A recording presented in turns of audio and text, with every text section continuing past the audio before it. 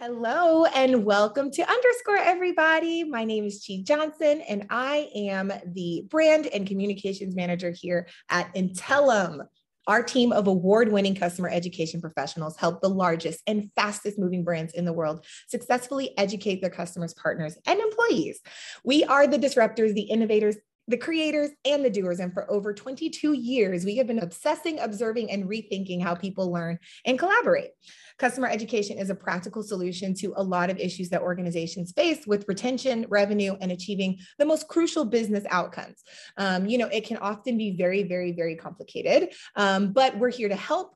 And this webinar series Underscore is our way of doing just that. So we like to provide insight into customer education, what it is, what it can be, and we prop up our experts and our partners and our friends to share their knowledge and their practical advice right here inside of the Intellum platform. And today we are presenting using community to support customer education. Communities have the power to help your customer achieve true health with your product and within your organization. And so this chat is specifically on how to utilize community to impact growth, customer satisfaction, and brand loyalty, which are some really, really great outcomes that customer education helps you achieve. So we'll answer questions throughout, but mostly at the end, because we have, this is going to be discussion based. So I'm going to post some questions to our experts here, but feel free to drop those into the Q&A panel or the chat as they come to you, and we'll ping them. Shannon and Erin are really great at that. So it is my pleasure to introduce Erin Balsa and Shannon Howard. Erin, if you will give your introduction first. I want you to speak from yourself today. Happy to, Chi. Thank you so much for having me. I'm Erin Balsa. I'm a content marketer. I have spent more than 7 years leading content teams, both at an agency and at several Inc. 5000 companies, B2B SaaS companies, both in-house and as a fractional head of content more recently. And I'm super excited to be here. And, it's customer education, but there's so much overlap with not only marketing, but the entire go-to-market team and the entire organization. And that's an important point that I want to make today, is the importance of removing silos and working together and having shared ownership over your customer marketing strategy and your organizational education strategy. And Shannon, I actually realized I think I have your title wrong because you just announced a brand new job. So in your intro, if you will tell us what your new title really is. Yeah. So I'm Shannon. Right now I am doing customer marketing for People Growth. So it's a higher education platform focused on building communities for students and alumni so they can build social capital and launch their careers. So very exciting because that relates a lot to me personally. My husband and I live at a micro college and mentor students. So it's like professional and real worlds colliding. And I'm really excited about this topic. One, because I love community, live in community, have built communities and love online and real life community, but also just, I love the world of customer education. I've had the opportunity to be on the more technical platform side of it, on the content side of it, on the strategy and management and execution side of it. So just excited to kind of like Erin was saying, it's a really cross-functional effort. Customer education, I think, is unlocking a lot for companies. There's not enough bandwidth anymore to do things one-to-one the way that we used to. Customer education is going to allow companies to scale and enable customers to be successful at scale. So I'm really excited that this field as a whole is taking off, and then for this conversation, because as we'll talk about, learning is very social. Oh, yes. So I think it's a great place to start. Can we just establish what is community? I think it's really important to start with a definition and just give some context into what we're talking about. So Erin, do you want to start with what community is and what you feel about it? Yeah. So super basic. Of course, it's a collection or a group of people. I think I've been thinking about it. And if you asked me 10 or so years ago, before I became a marketer, what is community? I would have told you it was your neighborhood, it was your neighbors, it was a school. So I'm a former teacher before I became a marketer. So we always talk about the school as a community. But over the years, my understanding has really evolved, and community is so much more. In the context of this discussion, it is, a tool in the customer marketing tool belt. And when I say customer marketing, I'm not just talking about marketing to customers who are already signed on to use your product. I'm talking about customers in the larger sense. So the buyer to customer and back to buyer flywheel that companies need to build to succeed and scale. It's really the best tool that you have in your pocket to make sure that you're driving product adoption and evangelism ultimately. That's a really great point. I love that, the tool in the tool belt, because we try to, it's just a great analogy. So excellent. Shannon, what are your thoughts? Yeah, I totally agree with what Erin said, like that there's power in communities and people coming together about things that they share in common, which could be, an interest in your product, your service, your solution, the market that you're in. And there's a lot of opportunity there, right? We were talking before this about customer education. Is if you imagine like that your product is a starting point and the business outcomes that you're trying to help customers achieve through customer education, like that's the destination. Customer education is a vehicle to help them get there. And I just think that's really cool, like that we're taking them along for the ride. And I'm thinking like Erin is a school teacher and thinking about school buses. So now that's where our brain is. Very appropriate Action. Yeah. It's very appropriate. Yeah. It's funny because I love that school bus analogy, and I've heard you share that before, Shannon. And when I think about community, it's almost like you're taking that bus where you have your passive passengers and you're transforming it into a Viking ship where you have everybody in the ship rowing together, trying to get to the common destination. And I think like the perfect example of that, which really is a form of community, is like a cohort course, right? So when I was working at the Predictive Index, I was part of a group of employees who went through a cohort course together to learn about product-led growth with a bunch of other professionals from other companies who were, going through that. We all had a common problem to solve, and we all had a common goal, and we were in that Viking ship rowing together in the same direction. And I think that's really kind of what community is in terms of customer education. So you kind of already mentioned it, because you with the bus analogy, we kind of understand and understanding that customer education is a vehicle, right, to help you get from one place to the next. And that the Viking ship is way more fun to be on. Right? It's way more fun to say as well. Like I would definitely want to be on a Viking ship versus a school bus, right? But we started to talk through how community is important to customer education, but I want to know why is community important to customer education specifically? Erin, you can start. I can go. So forming knowledge through watching others is like the ultimate basis of learning and social learning, right? Think back to kindergarten. You're watching your peers and you're watching how they stack blocks and how they play games. And I have two little kids. I have a daughter in kindergarten, my son in first grade. I was lucky enough to chaperone their zoo field trips both this week and 2 weeks ago. And I got to see social learning in action just by seeing them observe their peers. And then, social learning is not only observation, it's learning through collaborating. It's learning through getting feedback within a community.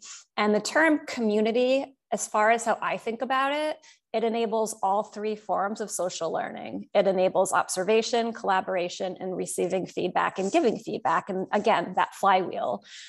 So I think that the reason it's like truly important in terms of organizational education strategies and customer education in the workplace is because you really have to give people, humans, not just customers, but humans, opportunities to be human, to be social, to interact with each other, to connect, right? Connection is so important today, especially, but always. We're humans. We're wired to want connection and acceptance and just being part of something bigger than ourselves. And community can provide that in the workplace. And it drives behavior change. I mean, we have so many studies that prove this. I think a lot of us who do work in-house or have worked in-house, we have the data to prove that it works.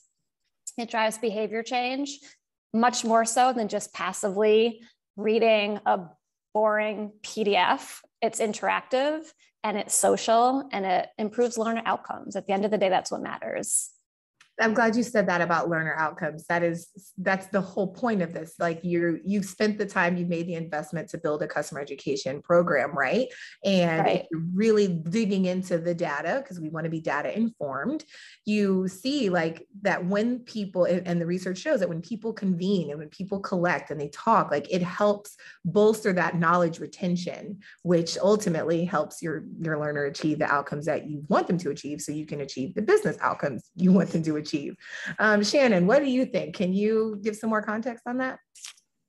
Yeah, I mean, I watch it in action. Like I watch our students. Last night I had dinner with some of them and they were explaining to me what they were talking about in class, and they're kind of wrestling through this topic.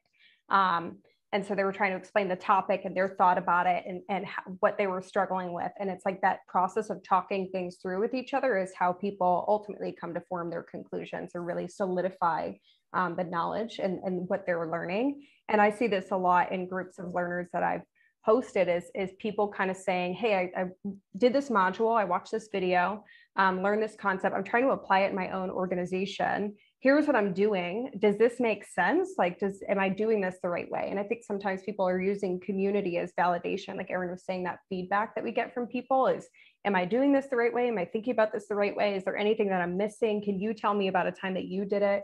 I worked for an online school, and one of the things that I saw students ask for over and over again was just stories of other students' experiences, even if their experience wasn't the same exact scenario. They just wanted to see how someone else had gone through it. And I think that's why community is powerful, because community, we hear all the stories of other learners and what they've done, and then we're able to kind of see a concept in action. I think communities give like kind of life to the concepts that we're teaching.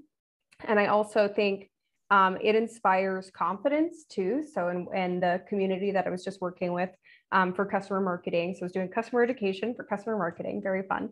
And I had someone in there who was feeling like a little insecure about their experience with customer marketing, but through the process of engaging in community, realized, oh, I've built 2 customer marketing teams. I actually know a lot about this and I can help people, and ended up applying to speak at the conference that we were planning. And so he's going to be speaking and sharing his experience and the lessons that he's learned in building 2 customer marketing teams. And that opportunity may not have been available, without the community to help him to see, like, he may not be, I always say this, like, I'm not the world's leading expert in anything, but maybe I'm 5 to 10 steps ahead and I can turn around and help the person behind me. So I think community can help us with that too, is like bolstering confidence. That's a really great point. I really like that. Erin, I think when we were brainstorming, you kind of came up with a little bit of an example on how this manifests. So can you share that with the group? Yeah, I mean, so first I have an example of how it manifests, but I was also thinking of one more benefit of community that potentially you might not be thinking about when you're kind of locked into customer education, but just being able to build a community and having, the know-how to do this can really help your business like be agile and survive anything. So a couple of years ago, one of our customers was a Spartan race. And I don't know if any of you have ever run a Spartan race, but so Spartan I did race. The Savage. What is it? The Rugged Maniac. The Rugged Maniac cool. one. And that was intense enough. I know the Spartan race is like on steroids. So it's intense. I haven't done it. I'm not going to lie. My husband has. He's like the guinea pig for our household. But so they're an outdoor race company. So imagine now COVID comes, everyone's on lockdown. Mm-hmm. I can't run my business if I can't get people to come to my outdoor races. So they had to really get together as a company and put their heads together and pivot. And how they pivoted was by forming a community. They launched this thing during COVID in 2020 called the Unbreakable Pass.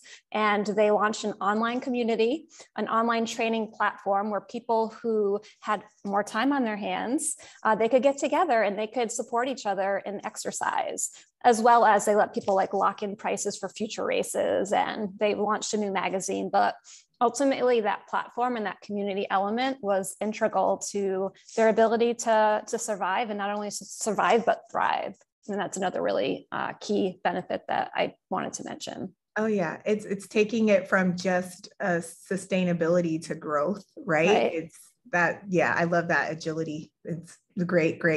So Shannon, can you start us off with talking us through how community can be facilitated, or how should it be delivered? There's a lot of options, and I think I've actually got a question come through that we can talk through a little later. But yeah, can you start us there? How do we see it happening? I think we see it happening everywhere. So that's where I think sometimes we think community, and when I was working through school and doing online learning, community at that point, and this is like 2010, is like discussion forums, and having kind of like topics per module, and people kind of having a conversation about the module itself.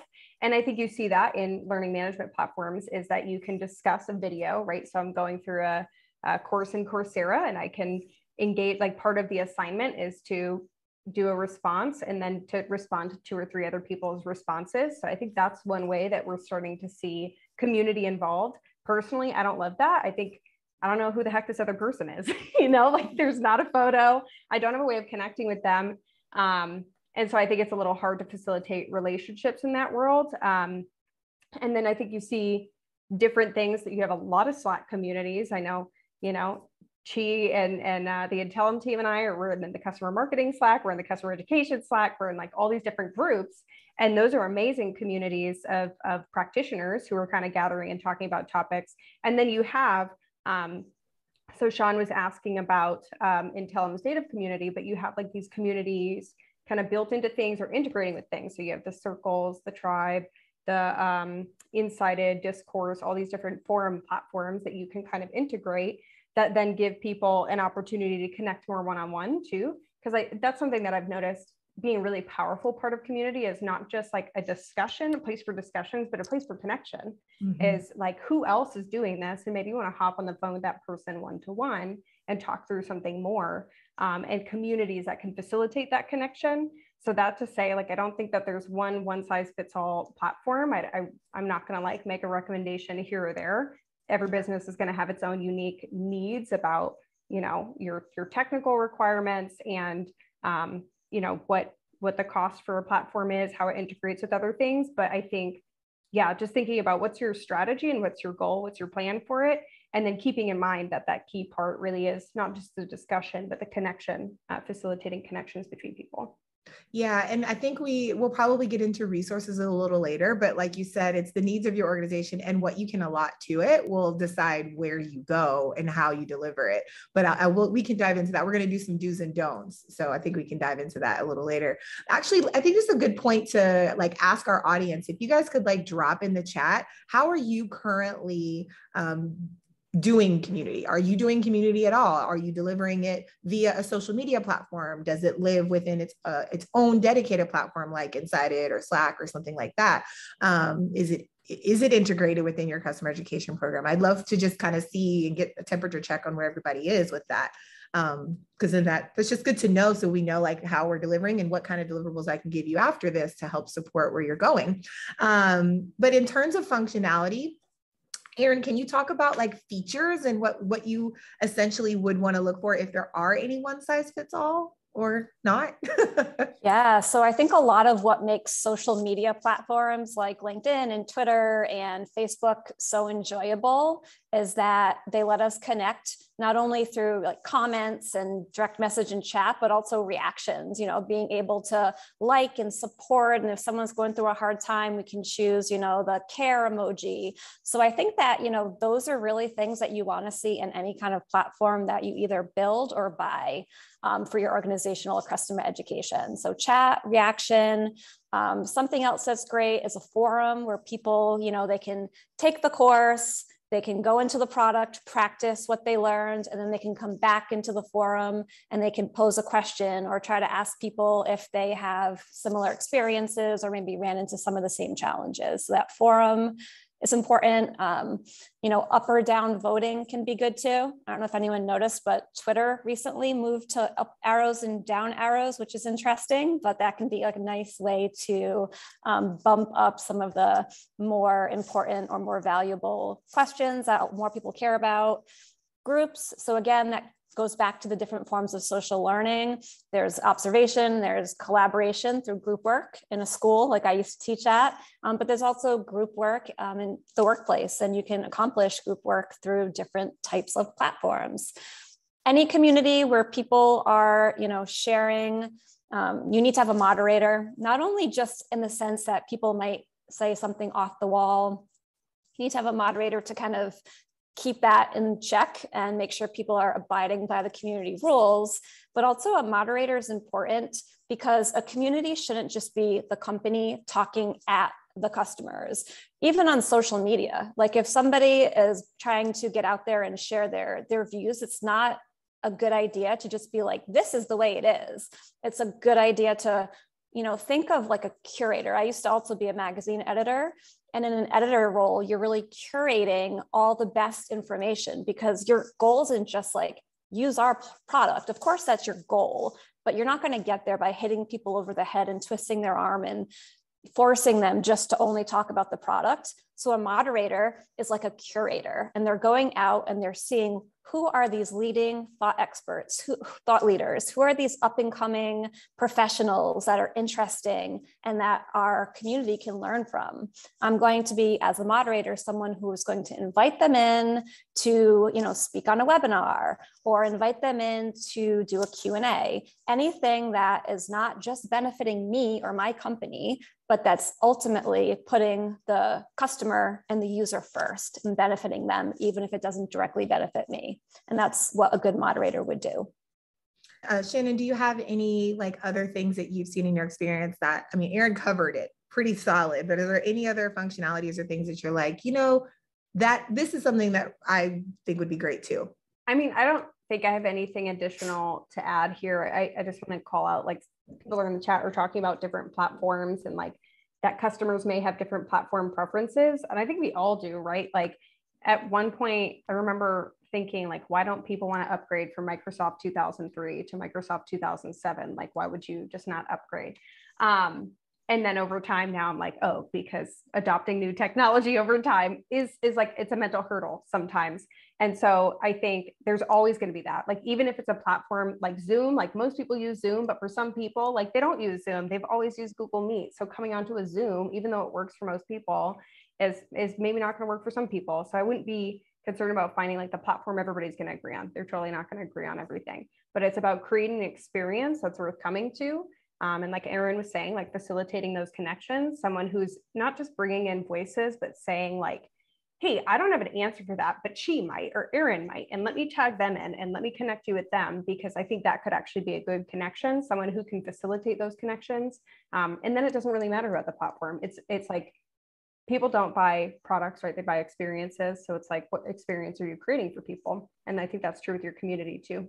Couldn't agree more. And that's actually the whole reason we went to Forrester CX this year about customer experience. And it's because education is the center of the customer experience, and that connection and being able to facilitate community is what bolsters that customer experience. It's the whole picture. It's that whole customer journey has to be addressed. And I think for a long time, that connection piece was missing from all of the other moving parts of what we've been doing to try to deliver a great customer experience. And I think we're starting to see Sumo. I don't know if you guys are familiar with Sumo. I know Erin and Shannon are. If anyone here is familiar with Sumo, he's the community guy, right? But he is really talking loudly about how companies are moving to community-led growth. And there's a lot of tactics that you can use to achieve that there. And I actually did a session yesterday at the B2B Marketing Alliance talking about the trends in the future and how to change in an ever-changing market. And one of the things that I brought up was his point about community-led growth, because you're going to see sales teams doing less of the cold calling, doing less of the emails, because they're going to be focusing more on real meaningful connections and focusing on that human to human connection, the fact that they're selling to a human in a seat versus a role or a task list. So yes, that connection piece, I wanted to double down on that and really drive that point home, because that's what the biggest takeaway from all this is. So speaking of the connection though, I know we like to get nerdy with science, and Erin, you talk a lot with Dr. Katie, who works with our team here. And I think share some of the things she shared with you from a learning science perspective. Dr. Katie is awesome. First of all, such a brilliant but giving person who's willing to, sit through my many questions so I can truly understand what it is that she's trying to teach me. And one thing recently that we chatted about was the theory of connectivism, which I found really, really interesting. So it's a theory, a learning theory, for those of you who might not be so familiar, that was founded around 2004, I believe, if I remember correctly. And there were two of the main principles that stuck out to me as like relevant to this conversation and interesting to me as a marketer. So the first is that learning and knowledge reside in a diversity of opinions. And, I'm very active on LinkedIn. I'm also very active in some Slack communities and Facebook communities that I belong to. And the reason I love it is because first of all, you get to help others. Like Shannon said something that really resonated with me. I might not be an expert, but I might be 5 or 10 steps ahead of you, and I can look back and help you.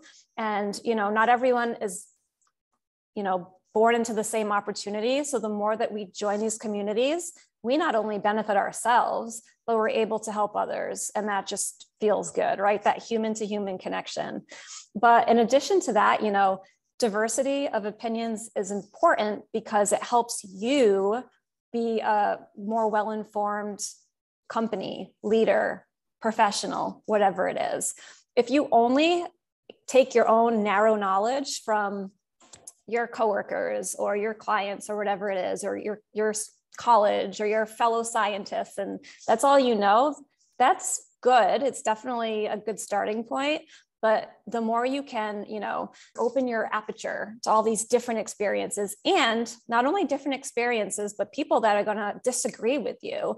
And that also is something that community enables: disagreeing, healthy conflict. And that is so important to really, truly becoming an expert in your space. A friend of mine posted something on LinkedIn earlier today, which really is popping to mind right now.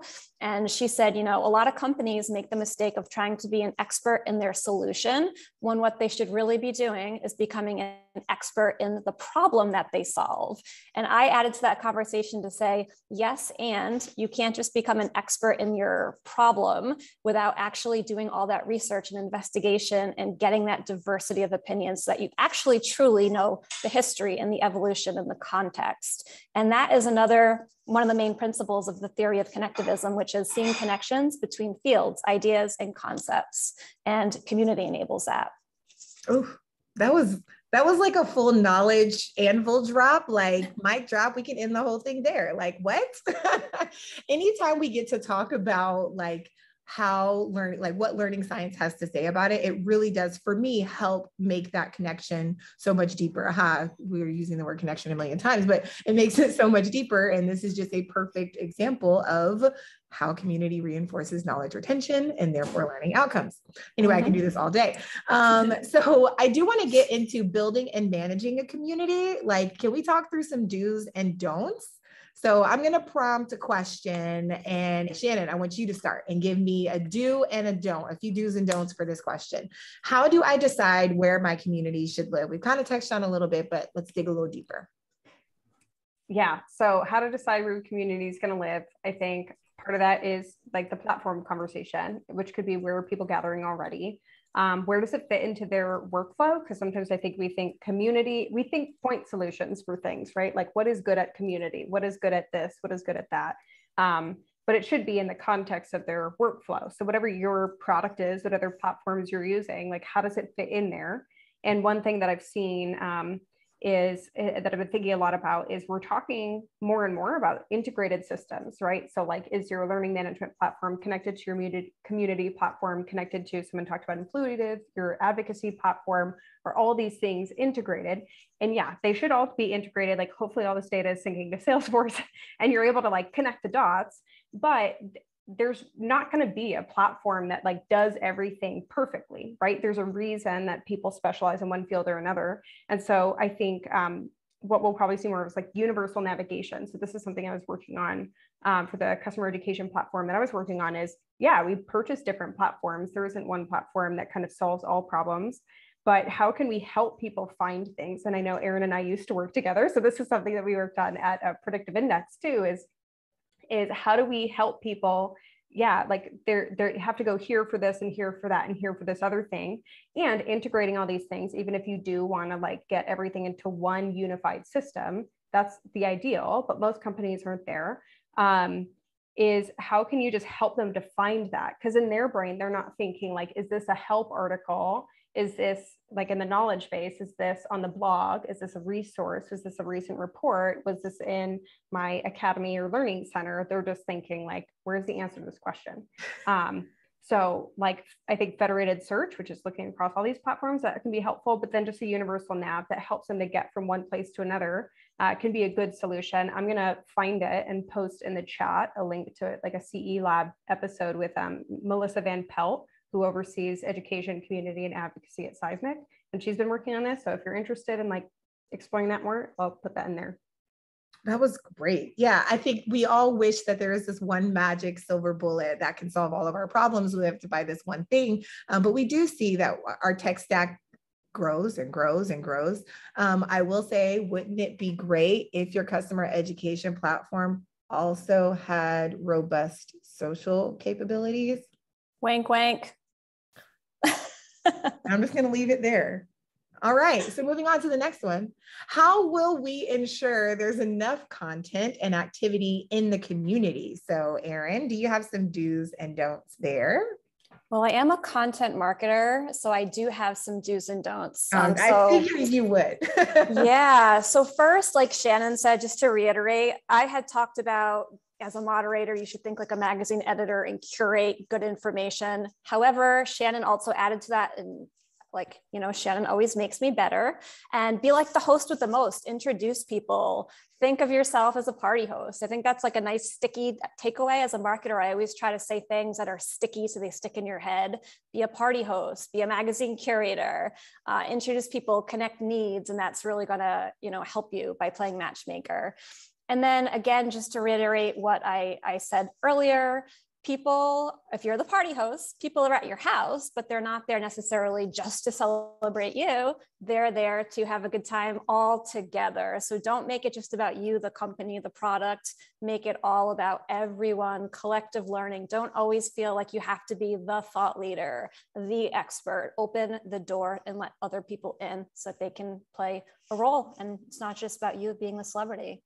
You know, I know you haven't gotten to your don'ts yet, but I want to say, like, you mentioned it in your post today, and I had actually sent it to a team member here, Nick Bennett over at Alice. He has a podcast, and he invited one of their competitors onto the podcast to talk. And I thought that was just, I love that kind of stuff. Not every company can do that, right? It depends on your relationship with your competitors.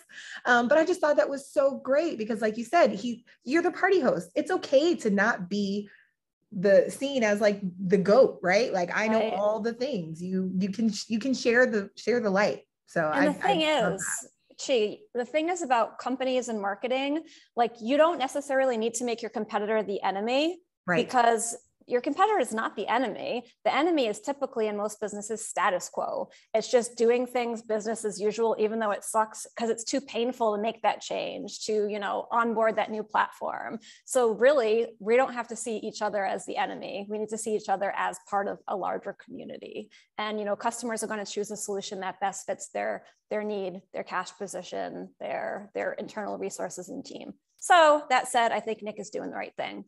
I 100% agree. So I think, did you get through your don'ts for? No. Yes, give us those. How to ensure there's enough content and activity in the community.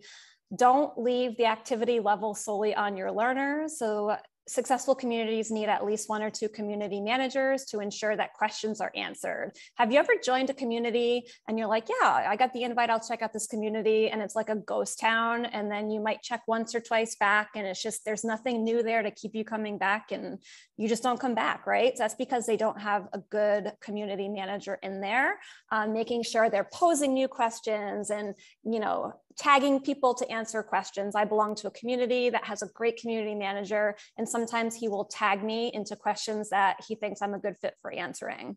So that's something, you know, that's important. If you don't have the resources to hire a full-time community manager, you could bring someone on a part-time basis or a freelance contract basis to get started.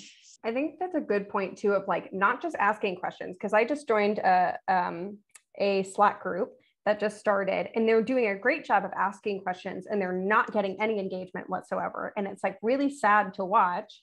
Because, and there's other groups, but I think to like think of a classroom analogy, I don't know if anyone else had this experience where a teacher asks a question and then they're like, anyone but Shannon, anyone else? Does anyone else want to answer this question? Because if it's the same person answering all the time, like Erin was just talking about diversity of voice and thought and opinion, like you need a diversity of voices, like answering questions. If it's just your community manager, just someone from your company answering all the time, you're not getting that. So yeah, tagging in people. And that's where, and someone was saying in the chat, like that they don't have the community right now and they're doing it more one-to-one. Honestly, that's kind of the best place to start, because now you have those relationships with people and you know people, where when you do have a platform to actually facilitate relationships at scale, you know these people and you know who to tag into that response. That's a great example. I actually a great point, and I actually have two examples of that. I am a part of a parenting community called Good Inside, and it's really specific about like gentle parenting. And I joined the community in April. I paid my subscription, and it's really robust. The person who leads it is Dr. Becky, and that woman is brilliant. If you are trying to learn how to reparent yourself and raise a tiny human into a great, well-rounded adult, I highly recommend. But I hadn't come back into the community, but what brought me back in, I have been in it nonstop for the last 3 days, is they had community managers tagging me and all the other people in posts that lived in the same location. Or this person is also a tech marketer, and look at this mom or this parent, connect with you. And I realized, I was like, I'm missing out on this. And just having that person dedicated to connect the dots was great. And it opened me up to want to actually share a post talking through my particular challenges and my particular struggle, and the fact that we're dealing with food issues with babies. And it started a whole conversation. And now today I have more resources to tackle a problem that I was feeling very alone in before. Dr. Becky has classes, because we had a question about how to use it to facilitate like delivering the courses and things.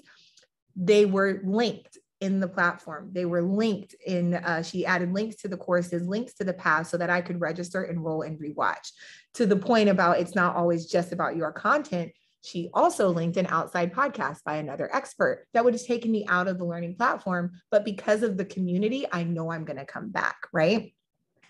The other example was the example I wanted to give for Shannon's point about not just asking questions. It's that and having that one-to-one relationship is a great way to start. In the Black Marketers Association, our community lives in Slack. And a lot of times we have dormant periods where there's not a lot of chatter. But when we look at our Slack data, there are so many messages being sent in DMs. So there's still so much community going on, even if you can't see it. And that's the value of having, a space that is dedicated to you and getting what you want out of getting what you're trying to get out of your education program and delivering that to your learners. I know that was a very long roundabout way to say that, but I learn best by giving examples. So I try to interject them whenever I can, just in case there are other learners like me. So we're coming up on time, and I do want to get to some questions. So we're going to save our last two sets of do's and don'ts for our wrap-up blog. How about that? And I do want to dive into some questions. So if you have some, drop them in. I'm going to scroll up and get to a couple that we had. And feel free to use the Q&A function. Sometimes it's a little easier to pull those in. But while I'm pulling that out, I did want to ask, what about if something is inappropriate? Like if you're in a chat-based community, right, and you're saying things, what happens? What do you suggest if someone sees like an organization is dealing with negative posts? Yeah, I think it depends on what your definition of inappropriate is. And I would totally get aligned on this in terms of like, if you have competitors in your group and like how you feel about competition in there and what's okay, you should have some kind of community guidelines that'll make it easier to moderate. But if there's straight up harassment, boot them. Like you don't want negative people. Because even though that person is acting of their own volition, anything that continues to remain in your space, you're like unintentionally condoning, right? You're saying like, we're not going to protect you from this kind of harassment. So like harassment, that's a go. But if someone's just posting like, I mean, I've seen people post in groups and be like, why can't I ever find blah, blah, blah? Or like, why does this feature suck so bad? And those are hard to hear, and you want to be defensive about your own product. But the reality is like, they're providing you with some really good feedback. And that's an opportunity to have this conversation with someone where maybe that is a bug request that you need to surface to your product team. Maybe there's an opportunity for some education to help people be more successful with your product. Or maybe there's just an opportunity, like maybe there is something, they don't know where it is, but now you can show that you're proactive in your education, or you're proactive in your approach to these things and how you respond. So I think, yeah, if it's harassment, it's a boot, but everything else is like a conversation and an opportunity, I think, to show the heart and soul of your business. I agree. I feel like companies should welcome feedback as long as like it's not abusive or anything like that. I think that, like Shannon said, it's your opportunity to shine and show that you are mature and caring and that you want to address and help, and that really can help you look good. You might think, oh no, negative feedback makes me look bad. Not necessarily. There's a famous marketing campaign that a company is a ski resort, and they have these really intense, like double black diamond, and it's designed for really extreme skiers. And so somebody went there, hated it, and put a bad review. So they gave a 1-star review to the ski resort and said, the slopes are way too steep. So this company is like, well, yeah, it's not for you, right? It's like the primal rule of marketing. You're not trying to sell to all the people. You're trying to find your specific people. So they went and they did this huge brand campaign. They posted the bad review and they said, like, good Josh, we don't want you here at the mountain. So not saying that your brand voice is to be kind of sassy, but some brands are sassy, and that would be an appropriate response that would attract their ideal audience. Whereas other brands, they're more helpful and caring. And so they just want to take a helpful approach to solving that problem. So no matter what your brand voice is, you can find a good way to capitalize on bad feedback. That was very, very helpful. And we have a few questions coming in. I'm going to bounce around based on like how they flow. And actually Sean's is really relevant to this. Sean Barry, do you have any guidance on building community in B2B versus B2C? In B2B, people are connecting around things related to their job, which is something they don't always view in terms of building personal connections, unlike B2C, where consumers are connecting around a genuine shared interest. Thoughts? Anyone want to tackle that first? I can. For me personally, I actually don't belong to any communities that are not B2B communities, because I'm so passionate about what I do that that's like my life and my interests and my hobbies. And all of my friendships that I've made online are with people who overlap or share common interests. It's not necessarily content marketing or B2B SaaS. It might just be, we're driven. We want to create courses. We want to do these different things together, and we can support each other in that. So I would say, do not have the assumption that it's hard to drive a community because it's not B2C, because I have found the exact opposite to be true. I have found that people who are passionate about growing and helping, and those are the people that are going to jump full feet in, and you can welcome them with open arms. So I would just say, like, maybe rethink that misconception. I haven't found it to be true. Yeah, I think people are people and they want relationships, like whether that's B2B, right? So you were talking about a professional organization and then one that you use in your personal life. And I do think people are building these personal connections. We see this more and more, like we've been seeing rounds of layoffs with tech companies, and people are using those personal connections to get a job.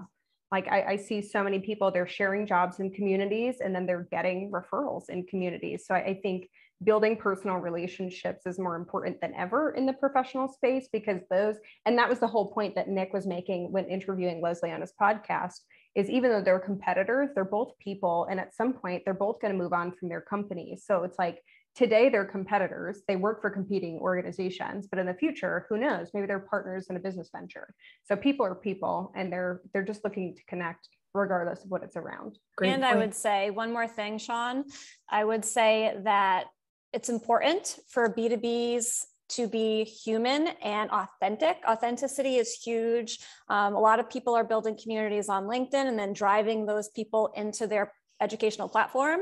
And on LinkedIn tells you exactly what they want to see. They want people that are authentic, that are talking about topics that aren't traditional workplace topics, but that matter. Like LinkedIn has said, we want you to talk about Pride Month. We want you to talk about mental health. These are things that they're not traditional workplace, but yes, they are, because we're all humans. We all work. That means they're workplace issues. And I think that like Intellum, and she is a great example of someone who is just born to do this kind of thing and to lead community, because she's not only warm, but smart and also authentic. And I think that's like exactly what businesses need to do to build these communities, you know? Don't make me cry. Not at work on recording.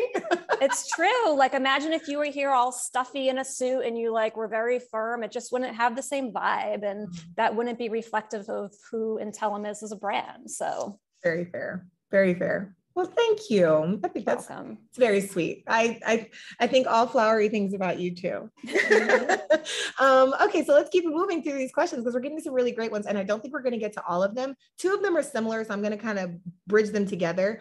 Ken, he asked us about like the specifics of how to leverage a community to achieve customer education goals, like how to connect and create the user experience by measuring like the data. And Shannon, you actually touched on a little bit, but the question I'm going to ask is, Monica asked, what does success look like for a community supporting customer education? What are some ideas for measuring the impact of community for customer education? So like the specific deliverables, like actually doing the things. Thoughts on that?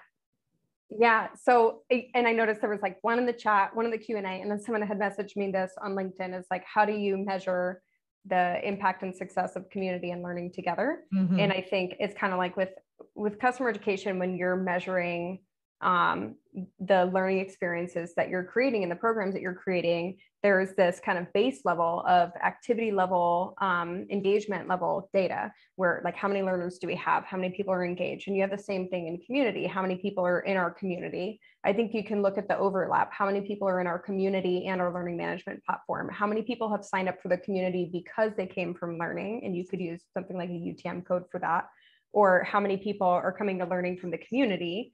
And you can look at how many conversations are happening around learning. And then I think ultimately what we want to get to is like, how is community driving learning outcomes, which we all know is a little harder to measure. And this is where that data syncing across platforms can be helpful. But I think you can have learners self-assess. So for people in the community, like how has community helped them to learn? I think you could look at, are people in your community who are engaged in your community, are they more likely to get higher scores on assessments? Are they more likely to get certifications through your platform? Are they more likely to engage in learning? You can kind of look at any kind of correlation there. And then also, I mean, when I think about customers, I always just think about having conversations with them. So for people who are kind of learning separate from your community, and now they're learning in your community, talk to them. You know, what was that experience like? How has the community been helpful? Has it been helpful to you in helping to solidify your learning? I mean, I think we all know theoretically that's happening. But can you get a story about it? And I think that story too can help paint a picture for other people, and then make the business case for like why community is so invaluable to learning.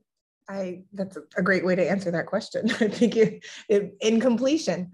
And also there are lots of learning science resources. I'm going to dig into them and deliver them with our recap blog that will help you kind of see and how to the nuances on being able to support your customer education program with community. Like, is it sending notifications and things like that? Your platform capabilities and where you're delivering it are going to have an impact on like how you can do that. So we'll share some resources. Okay, so I think we have time for one more question. I am going to drop my feedback link in here if you guys could. Please tell us how you felt about today's session. I know it was a little different than our normal sessions, but it's been really amazing so far. And I'm really grateful to Erin and Shannon for being here. The last question we're going to get to is, how do we get people to engage with each other rather than just answering all questions? They don't want questions to sit there for ages. What are some suggestions? Erin? Oh boy. So we're thinking about customers, and, talking about metrics kind of ties into this for me, because of course, customer metrics, like reduced support tickets and reduce customer churn. But when I hear the word customer as a marketer, I also think of buyer. So I'm taking it back to starting the education and starting that community before they ever become true customers, before you're ever putting them into your organizational education platform and trying to help them be successful with the product. You're doing all the back end stuff. And like Shannon said, activity data, like finding ways to break down silos. And the first way that you break down silos across not only the go-to-market team, which is traditionally marketing, sales, and customer success, but also customer education, if you have a separate customer education function, is to make sure that your processes are not siloed. And what happens typically is marketing has a marketing strategy and a process, and then we hand off to sales, and sales has a sales process. So what really needs to happen so that you're not even worrying about this stuff is that you've started all this education before they ever become an actual customer. You've kind of talked about the process and you started to educate them, and you started to have them build relationships on LinkedIn or during webinars. And you're doing all of these things to help them feel like they're already part of the community and they want to have these conversations and be part of your community once they're actually a paying customer. I work with a company called People AI. They talk a lot about activity data and breaking down silos and really interesting stuff.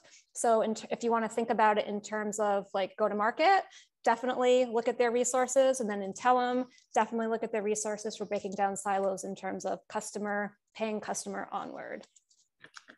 This was awesome. We could talk for hours on this because there's so many different lanes we could go down, but I really appreciate you guys for being here. If you guys will please connect with Erin and Shannon on LinkedIn, and we will include their contact information in our follow-up email that will go out on Monday. We would love for you all to just continue this conversation. And again, wink, wink, it would be great if your customer education platform also had some community tools that enabled social learning. So stay tuned on that end. My name is Chi Johnson. Thanks for joining us.